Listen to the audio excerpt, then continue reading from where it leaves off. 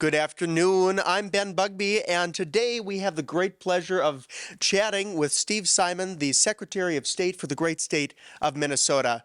During our conversation today, we hope to dive into some of the intricacies, nuances, and excitement that is revolving in the collegiate vote across the state. It is great to be here with you, Steve, and we're excited to talk about all that is in store. Thank you so much for having me. It's my pleasure. And I'm Dasha. Thank you, Mr. Steve Simon, for agreeing to be here. My pleasure. So, the role of Secretary of State, just hearing it would seem pretty daunting. What would you say is your role, and what does a day in the life of Secretary of State look like? Right. Well, first of all, right off the bat, I have to say this role is very different from the similar job title on the federal level. Many people have heard of the U.S. or National Secretary of State. That's the person in charge of American foreign policy. I don't do any of that. Secretaries of State on the state level are very different. And so in Minnesota, as in many states, we have a number of duties in the state constitution, in the state law, but the biggest one, the one that attracts the most attention and interest and scrutiny, is elections. So we and I oversee the state election system. And we can get into more about what that means. So that's a big deal. As we sit here today on National Voter Registration Day, we are only 49 days away, 7 weeks away from a big, big general election with the presidency of the United States in the balance. What does a typical day look like? Well, one of the reasons I love this job is there really is no such thing as a typical day. I can tell you broad themes are I place a high priority on getting out across Minnesota. I learned really early on, it took me about 5 minutes into this job to figure out the worst thing you can do, me or anyone in this job, is just sit and stay at a desk in St. Paul the whole time.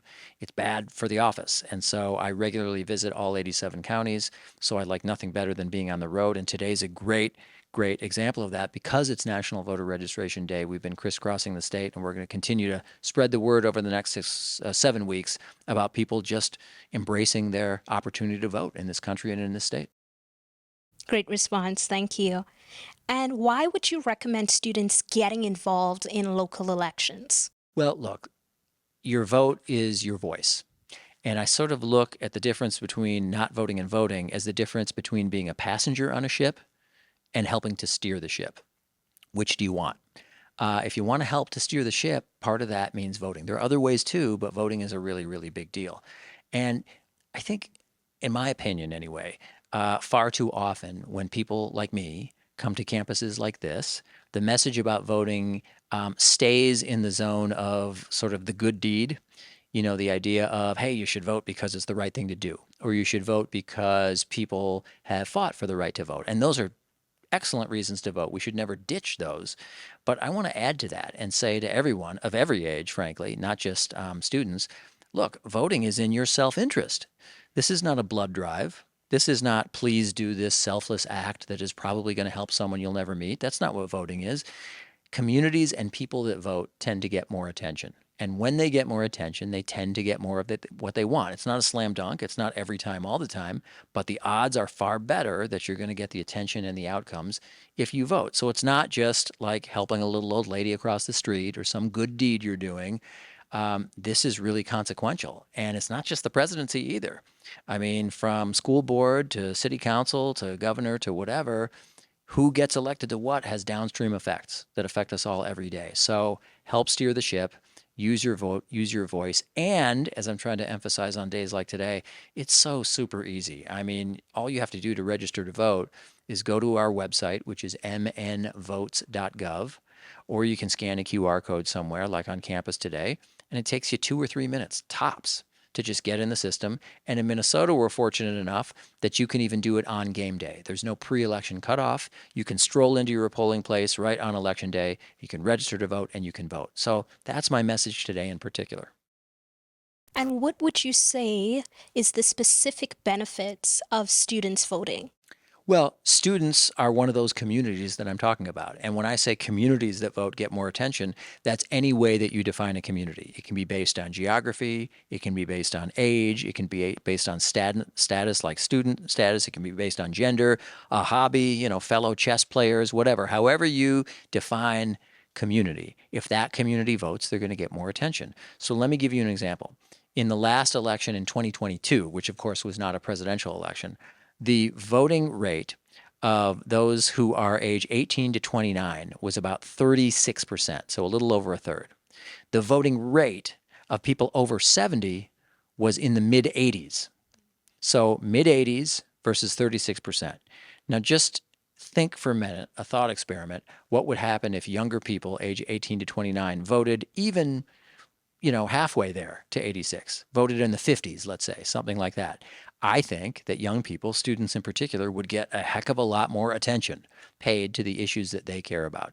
And therefore, the odds of that community getting more of what they want are greater. Again, not a slam dunk. It's not an ironclad promise, but you're probably going to get more of the stuff you want if you get more attention. And you're probably going to get more attention if you vote in higher numbers. So it really is, I think, as simple as that.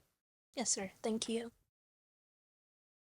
Fantastic. And as we continue to talk about getting out this college vote, we also see in such a divisive age of politics this fierce partisanship that comes into so many elections, and particularly what we're seeing here in 2024. So what would your comments be to young people that are cynical about the election cycle in general and cynical about voting? Well, first, let me compliment this institution. You guys have been long-standing leaders in the effort to, let's just say, tamp down the rhetoric.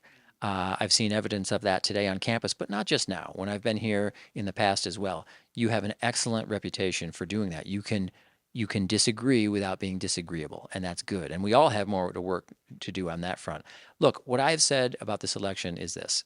Over the next, as we sit here, 49 days, however many days it will be once this airs to Election Day, I have two big wishes. Two. If I could wave a magic wand right here on this set, I would wish for two things: high turnout and low drama. And what I mean by low drama is not low passion or low energy. That's not what I'm looking for. People should be passionate. They should be energetic, either for or against particular candidates, not just for president, but any office. That's all okay. When I talk about low drama, I mean the kind of thing that you on this campus are so good at identifying and isolating, which is, I mean, we have to learn to agree to disagree. We have to learn to disagree without being disagreeable. And we don't want, at the very worst, political violence or threats of political violence like we have in recent years. So that's what I mean when I say I want low drama. And I think in Minnesota, I can't speak so generally for the rest of the country, we have a good shot of getting there. Certainly high turnout. This is Minnesota after all. We vote in sky-high numbers. 3 out of the last 4 elections, by the way, we've been number 1 in the country in voter turnout. So kudos to us in Minnesota. High turnout, I'm pretty confident about. Low drama, that's really up to all of us. Be who you're going to be for. Be against who you're going to be against. Be passionate about both of those. That's great. But just remember, the person you're disagreeing with is another human being. They're not your enemy. They are someone who disagrees with you. But in the end, we're all Americans, we're all Minnesotans, and we gotta put that first and foremost in our minds. Absolutely. Shifting on to a little bit more of a practical note, what are the key deadlines for the national 2024 election? Yes. So in Minnesota, speaking only for Minnesota, we are really in an advantage because when it comes to voter registration, as I mentioned earlier, we don't have a pre-election cutoff per se, meaning you can vote, or you can register to vote, I should say, even on game day, even on election day. That's not the case in most of the rest of the country, and some of the students on this campus might be used to those rules. So if they're here, they should know that in Minnesota, there is no cutoff like there is in most of the rest of the country where you got to register, say, 4 or 5 weeks before the election. Here you can do it right up to and including election day. But I will mention a couple of key things coming up, one of which is on Friday the 20th, we begin early voting by absentee in Minnesota, which means everyone who's eligible to vote can start voting. And you do it in one of 2 ways before Election Day. One is in-person absentee voting, which typically means you're going to a city hall or a county courthouse and the like. And if folks aren't sure where that might be, you can go to our website, mnvotes.gov, type in your address, and it'll tell you where to go. The second way to vote early during that early voting period that starts on September 20th is to have the ballot come to you. And that's a favorite of college students in particular, particularly those who came from, which is most people, an area that's away from campus. They're from Bemidji, or they're from Minneapolis, or they're from somewhere even not in Minnesota.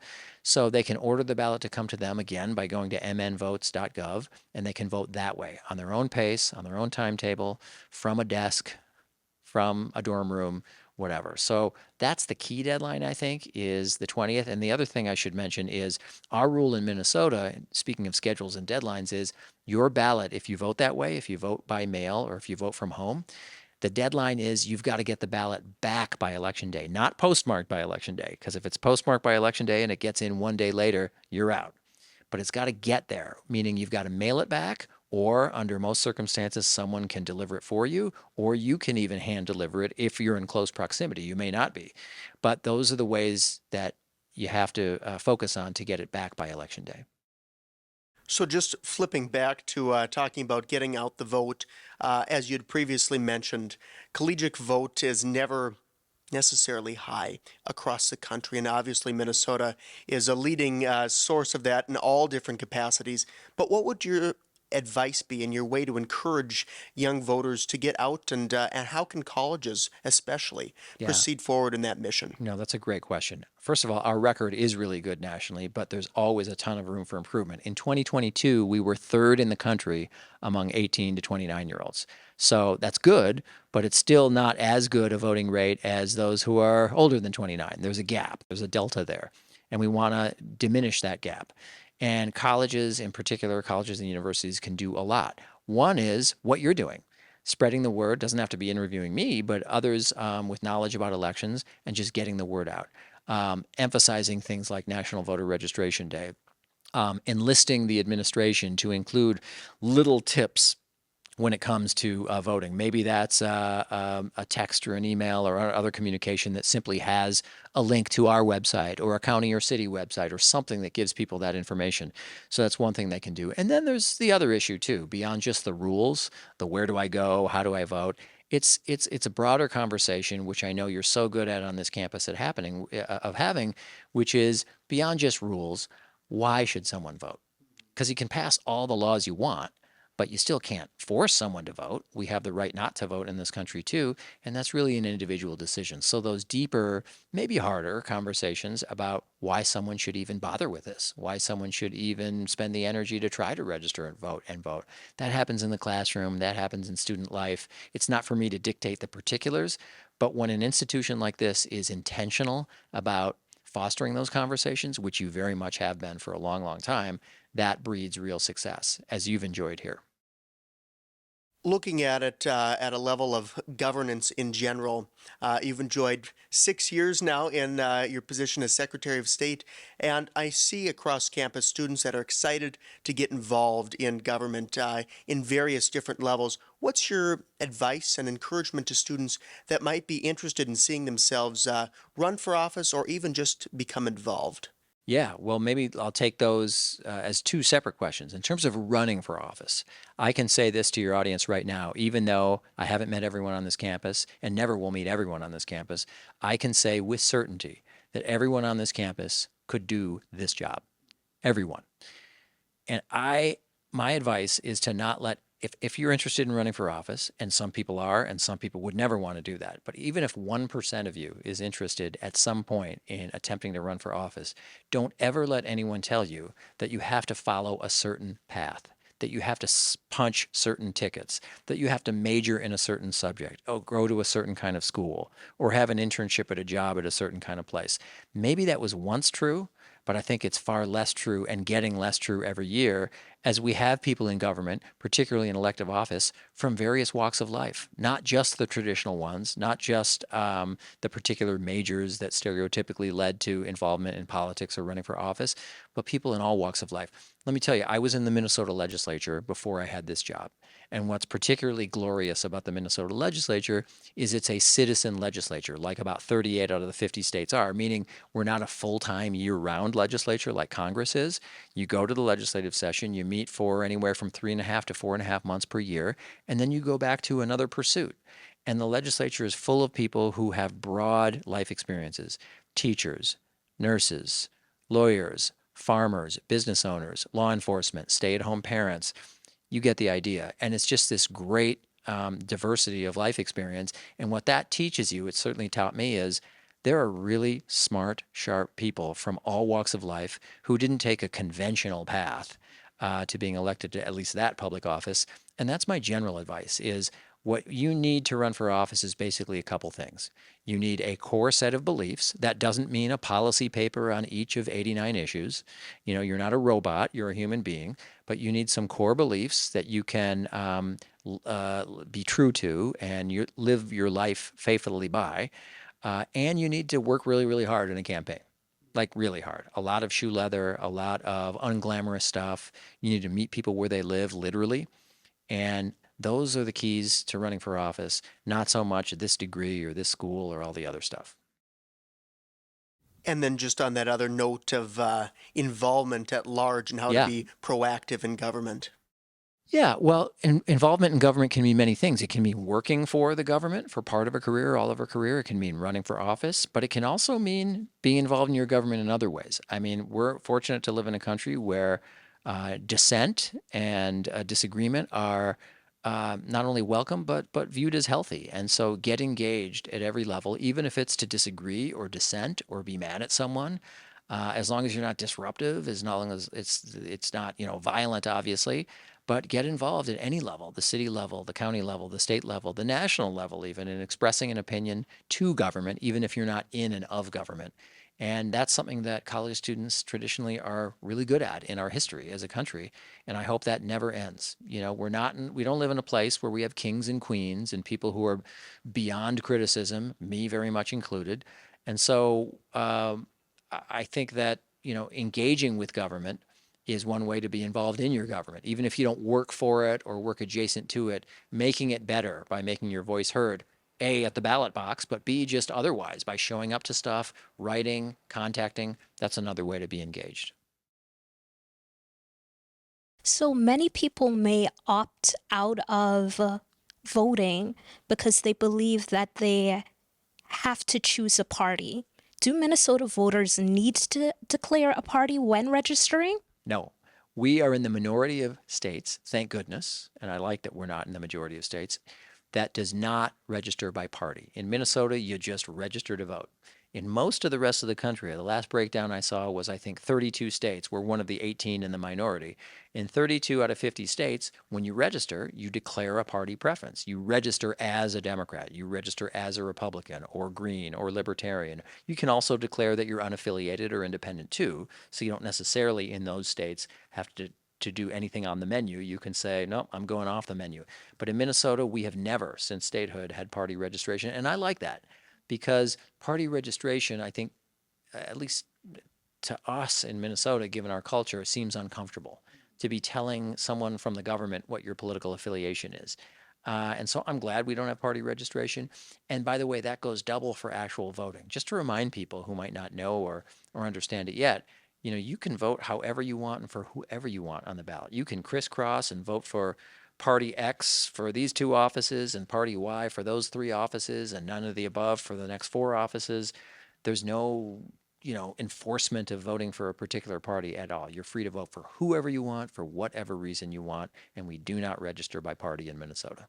How is election integrity and election safety/privacy instilled in Minnesota for students who may be worried about it? Yeah, well, that's a good point. And let me give one example in terms of election integrity, meaning the honesty of the process that's going to affect a lot of students. So I suspect most students on this campus and many campuses are going to probably vote by mail. They're going to vote and have an absentee ballot come to them, I would suspect. But we have extra layers of security in the process in Minnesota that other states don't have. And let me give you an example. So when you order a ballot to come to you, wherever you are, on a college campus or anywhere in Minnesota, you have to provide some personal identifying information. It can be part of a driver's license, it can be part of a social security number, and the like.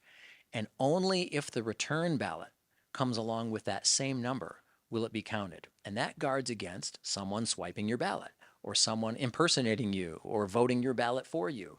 Plus, you've got to sign your ballot. Plus, you've got to get a witness to sign that ballot. So we have 3 layers, 3 levels of security, and many states don't have all 3 of those layers. So I feel really good about the integrity, about the honesty of the process. In terms of privacy, that's something we take very, very seriously. There's certain voter data that we in our office cannot reveal to folks. We can reveal things like names and where someone lives. That's all public data. But there's other data that we don't release. That's private data on a voter, and so people should understand that when they register to vote and they vote in Minnesota, that's going to be respected, and it is. I believe that students would greatly appreciate that. So can you recap the important dates coming up in November 2024 for our students? Yeah, and we're really up against it now. We're within 7 weeks at this point, so these dates are coming up quickly. So Friday, September 20th is the beginning of early voting by absentee in Minnesota, which means anyone who's eligible to vote can start voting, and they can do so either in person or they can order the ballot to come to them.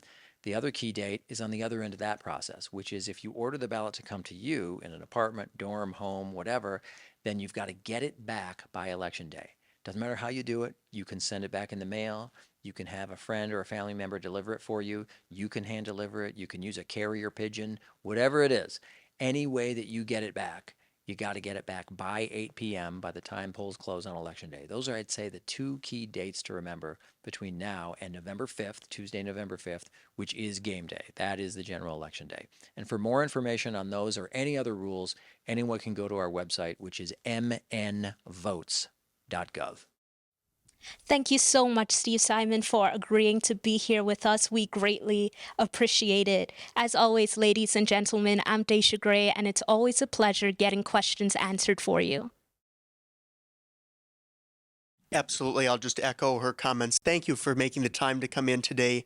And for those that are watching this, reminder that the College Votes Coalition is going to be very active throughout campus, and we encourage you to get involved in any way, shape, and form you can. This is an exciting election year, and participation is key. I'm Ben Bugbee, and have a wonderful weekend. Thank you.